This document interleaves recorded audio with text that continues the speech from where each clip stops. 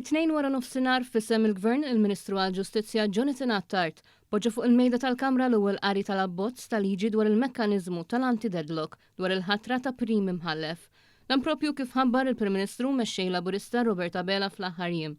L-abbozz imsejjaħ qatt biex ikompli emenda l-Kostituzzjoni ta' Malta għandu lan li jkompli jsaħħaħ l-istituzzjonijiet ta' pajjiżna u fuq kollox jiżgura li l-proċess tal-ħatra ta' prim imħallef ma jibqax xodda ta' rikatt jew tentattivi ta' paraliżi istituzzjonali.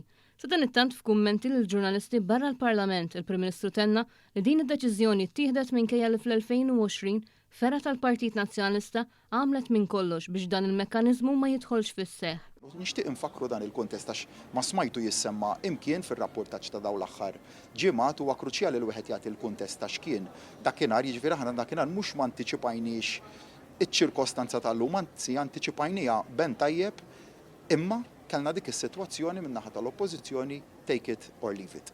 U allura llum milli nittama li issa li wasalna f'din is-sitwazzjoni ikun hemm b'wan sens min-naħa taż-żewġ naħat jinħoloq dak il-mekkaniżmu aħna llum mill-ewwel wara li smajt il-kap tal-Oppożizzjoni nhar is-Sibt illi għadda jaqbel ma dak li kontatt jiena xahar ilu illi għandu jiddaħħal anti-deadlock mechanism, allura ressaqna il-first reading u nittama issa illi l-kap tal-Oppożizzjoni u l-Oppożizzjoni ma jmorrux lura minn dak li qalu nhar is-Sibt sabiex jiddaħħal dan il-mekkaniżmu illi ikun jagħmel tajjeb għal kulħadd. Fis-qarrija l-Partit Laburista wkoll innota li l-abbozz imressaq fil-Parlament u xhieda tal-inkonsistenza tal-Oppożizzjoni.